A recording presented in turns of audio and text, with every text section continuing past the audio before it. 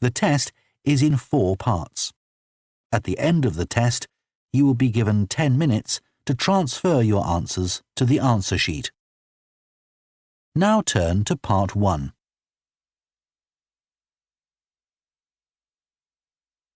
Part 1. You will hear a woman phoning to ask about a summer cycling camp for her young son who is called Charlie. First, you have some time to look at questions 1 to 5.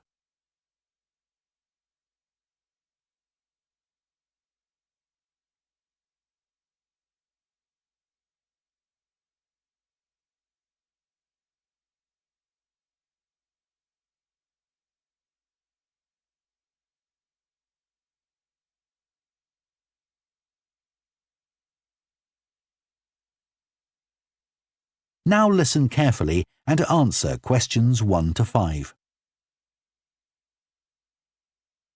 Hello, Junior Cycle Camp. Jake speaking. Hi, I'm calling for some information about the cycle camp. I'm thinking of sending my son. Great.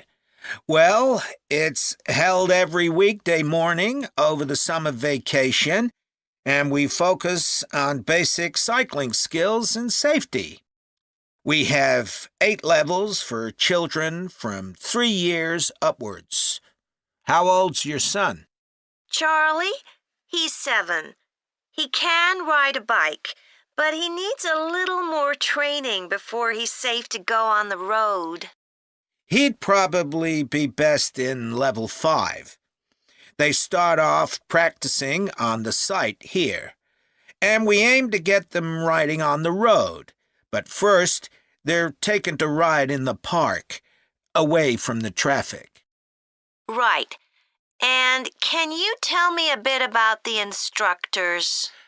Well, all our staff wear different colored shirts. So we have 3 supervisors, and they have red shirts. They support the instructors, and they also stand in for me if I'm not around. Then the instructors themselves are in blue shirts, and one of these is responsible for each class. Okay. In order to be accepted, all our instructors have to submit a reference from someone who's seen them work with children. Like if they've worked as a babysitter, for example. Then they have to complete our training course, including how to do lesson plans and generally care for the well-being of the kids in their class. They do a great job, I have to say. Right. And tell me a bit about the classes. What size will Charlie's class be? We have a limit of 8 children in each class, so their instructor really gets to know them well. They're out riding most of the time, but they have quiet times too, where their instructor might tell them a story that's got something to do with cycling, or get them to play a game together. It's a lot of fun. It must be. Now, what happens if there's rain? Do the classes still run? Oh, yes. We don't let that put us off. We just put on our waterproofs and keep cycling. Before you hear the rest of the conversation, you have some time to look at questions 6 to 10.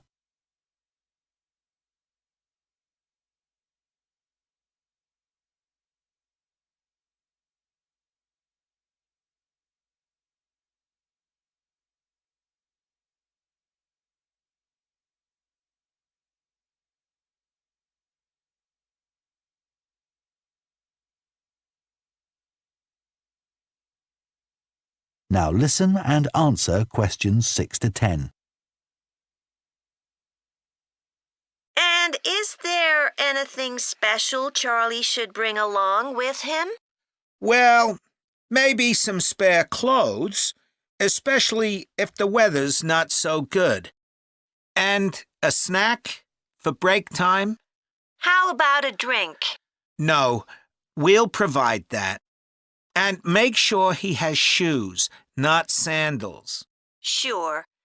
And just at present, Charlie has to take medication every few hours, so I'll make sure he has that.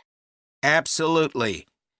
Just give us details of when he has to take it, and we'll make sure he does.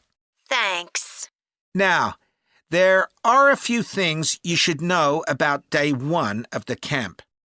The classes normally start at 9:30 every morning, but on day 1, you should aim to get Charlie here by 9:20. The finishing time will be 12:30 as usual. We need the additional time because there are a few extra things to do. The most important is that we have a very careful check to make sure that every child's helmet fits properly. If it doesn't fit, we'll try to adjust it, or we'll find him another one. But he must wear it all the time he's on the bike. Of course. Then, after that, all the instructors will be waiting to meet their classes, and they'll meet up in the tent. You can't miss it, and each instructor will take their class away and get started. Okay, well, that all sounds good. Now, can you tell me how much the camp costs a week? $199. We've managed to keep the price more or less the same as last year. It was $190 then. But the places are filling up quite quickly. Right. Okay, well, I'd like to book for the... That is the end of Part 1. You now have half a minute to check your answers to Part 1.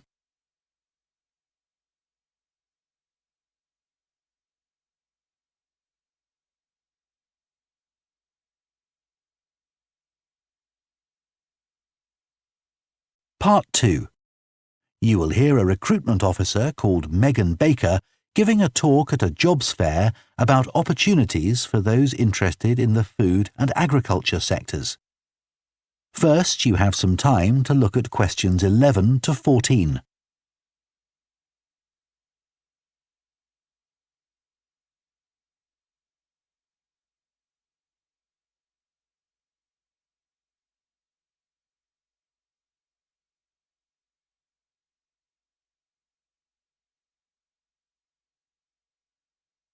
Now listen carefully and answer questions 11 to 14.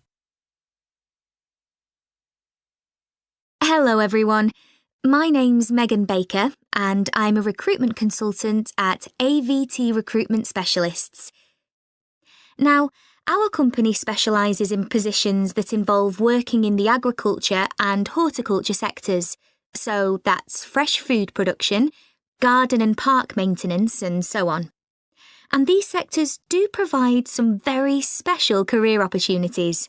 For a start, they often offer opportunities for those who don't want to be stuck with a 40-hour week, but need to juggle work with other responsibilities, such as childcare. And this is very important for many of our recruits. Some people like working in a rural setting, surrounded by plants and trees instead of buildings, although we can't guarantee that. But there are certainly health benefits, especially in jobs where you're not sitting all day looking at a screen, a big plus for many people. Salaries can sometimes be good too, although there's a lot of variety here. And you may have the opportunity in some types of jobs for travel overseas, although that obviously depends on the job, and not everyone is keen to do it. Of course, working outdoors does have its challenges. It's fine in summer, but can be extremely unpleasant when it's cold and windy. You may need to be pretty fit for some jobs, though with modern technology, that's not as important as it once was. and standards of health and safety are much higher now than they used to be, so there are fewer work-related accidents. But if you like a lively city environment surrounded by lots of people, these jobs are probably not for you. They're often in pretty remote areas.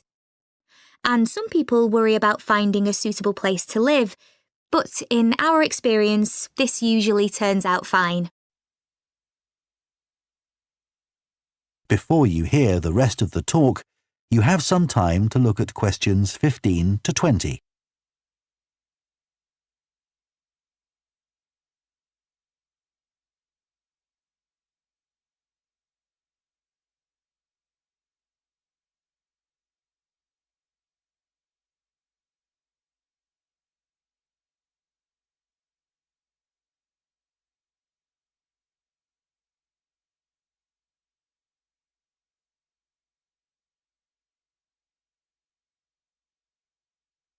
Now listen and answer questions 15 to 20.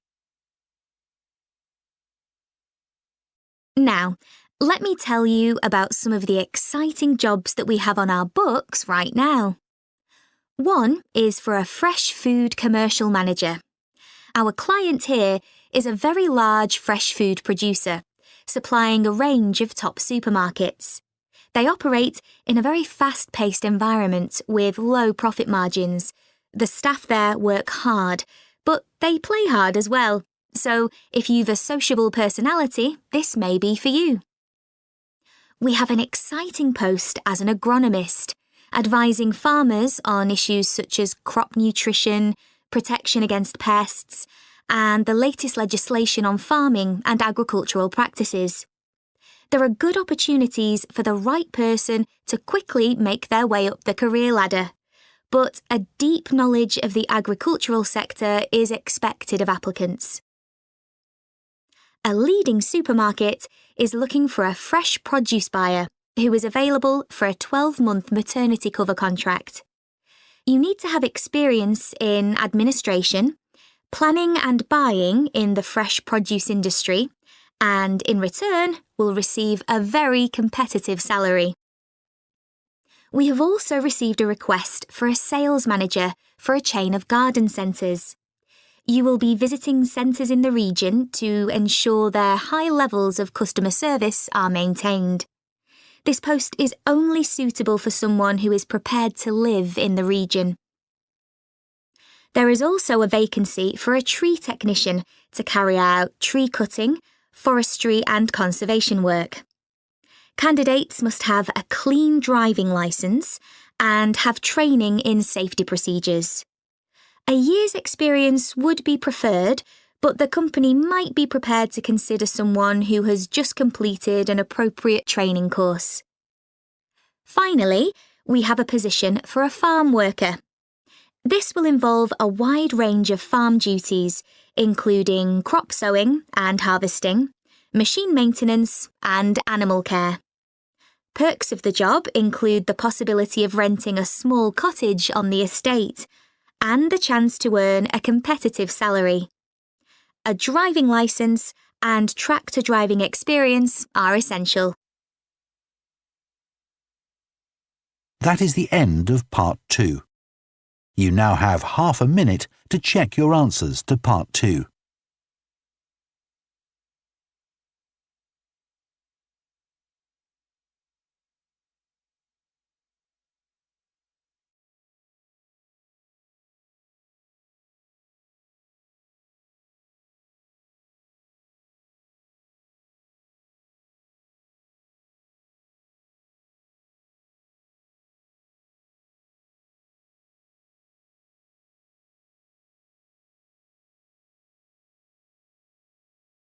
Part 3. You will hear two food science students called Adam and Rosie starting to plan their presentation on diet and obesity. First, you have some time to look at questions 21 to 24.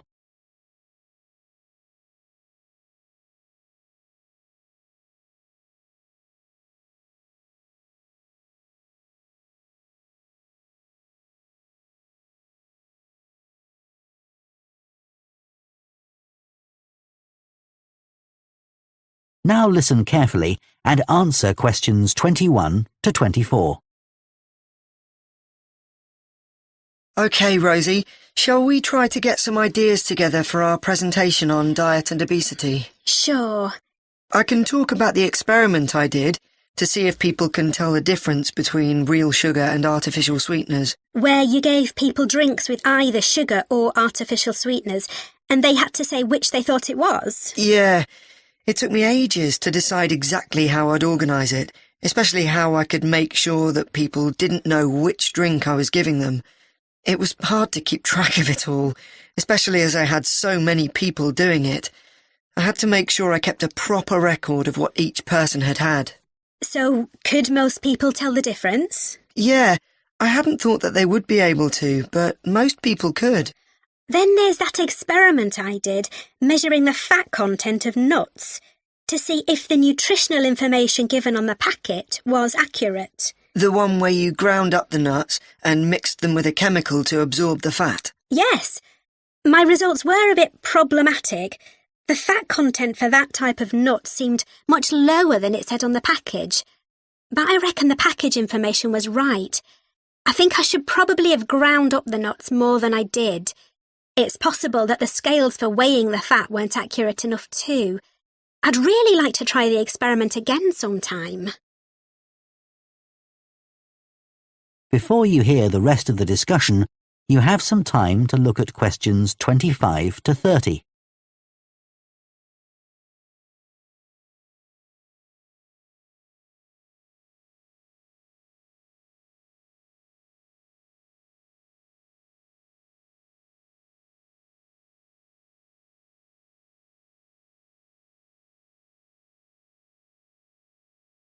Now listen and answer questions 25 to 30. So, what can we say about helping people to lose weight? There's a lot we could say about what restaurants could do to reduce obesity. I read that the items at the start of a menu and the items at the end of a menu are much more likely to be chosen than the items in the middle. So, if you put the low-calorie items at the beginning and end of the menu, people will probably go for the food with fewer calories without even realising what they're doing. I think food manufacturers could do more to encourage healthy eating. How? Well, when manufacturers put calorie counts of a food on the label, they're sometimes really confusing, and I suspect they do it on purpose, because food that's high in calories tastes better, and so they'll sell more. Yeah, so if you look at the amount of calories in a pizza, they'll give you the calories per quarter pizza, and you think, oh, that's not too bad. But who's going to eat a quarter pizza? Exactly. I suppose another approach to this problem is to get people to exercise more. Right. In England, the current guidelines offer at least 30 minutes of brisk walking 5 days a week. Now, when you ask them, about 40% of men and 30% of women say they do this.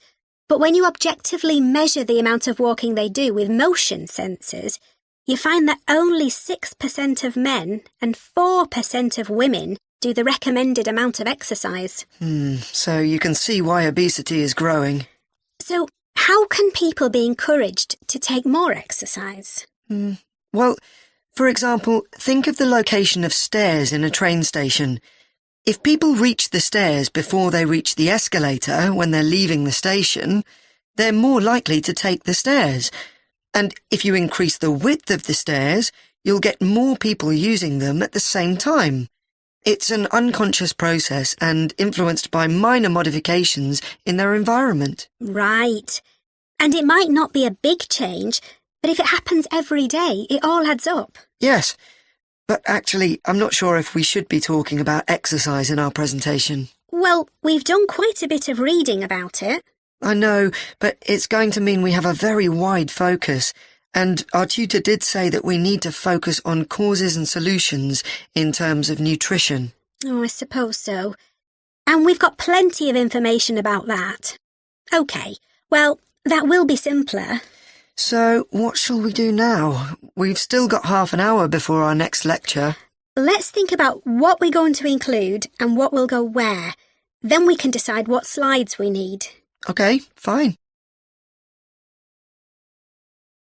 That is the end of Part 3.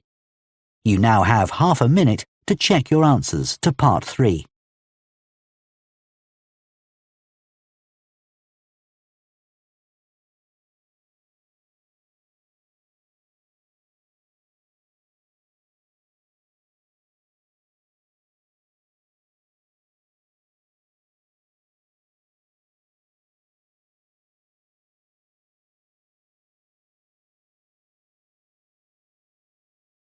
Part 4.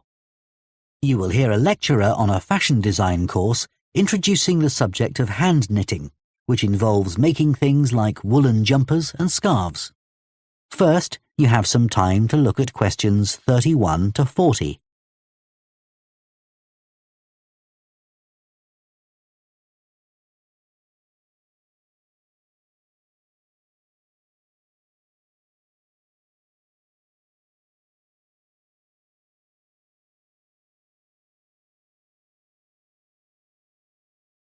Now listen carefully and answer questions 31 to 40. Good morning, everyone. So today we're going to look at an important creative activity, and that's hand knitting. Ancient knitted garments have been found in many different countries, showing that knitting is a global activity with a long history. When someone says the word knitting, we might well picture an elderly person, a grandmother perhaps, sitting by the fire, knitting garments for themselves or other members of the family. It's a homely image, but one that may lead you to feel that knitting is an activity of the past. And indeed, during the previous decade, it was one of the skills that was predicted to vanish from everyday life. For although humans have sewn and knitted their own clothing for a very long time, many of these craft-based skills went into decline when industrial machines took over, mainly because they were no longer passed down from one generation to another. However, that's all changing, and interest in knitting classes, in many countries, is actually rising, as more and more people are seeking formal instruction in the skill. With that trend, we're also seeing an increase in the sales figures for knitting equipment. So, why do people want to be taught to knit at a time when a machine can readily do the job for them? The answer is that knitting, as a handicraft, has numerous benefits for those doing it. Let's consider what some of these might be. While many people knitted garments in the past because they couldn't afford to buy clothes, it's still true today that knitting can be helpful if you're experiencing economic hardship. If you have several children who all need warm winter clothes, knitting may save you a lot of money. And the results of knitting your own clothes can be very rewarding, even though the skills you need to get going are really quite basic, and the financial outlay is minimal. But the more significant benefits in today's world are to do with well-being. In a world where it's estimated that we spend up to 9 hours a day online, doing something with our hands that is craft-based makes us feel good. It releases us from the stress of a technological, fast-paced life. Now, let's look back a bit to early knitting activities. In fact, no one really knows when knitting first began. But archaeological remains have disclosed plenty of information for us to think about. One of the interesting things about knitting is that the earliest pieces of clothing that have been found suggest that most of the items produced were round rather than flat. Discoveries from the 3rd and 4th centuries in Egypt show that things like socks and gloves that were needed to keep hands and feet warm were knitted in one piece, using 4 or 5 needles. That's very different from most knitting patterns today, which only require 2. What's more, the very first needles people used were hand-carved out of wood and other natural materials, like bone, whereas today's needles are largely made of steel or plastic and make that characteristic clicking sound when someone's using them. Ancient people knitted using yarns made from linen, hemp, cotton, and wool, and these were often very rough on the skin. The spinning wheel, which allowed people to make finer yarns and produce much greater quantities of them, led to the dominance of wool in the knitting industry, often favoured for its warmth. Another interesting fact about knitting is that because it was practiced in so many parts of the world, for so many purposes, regional differences in style developed.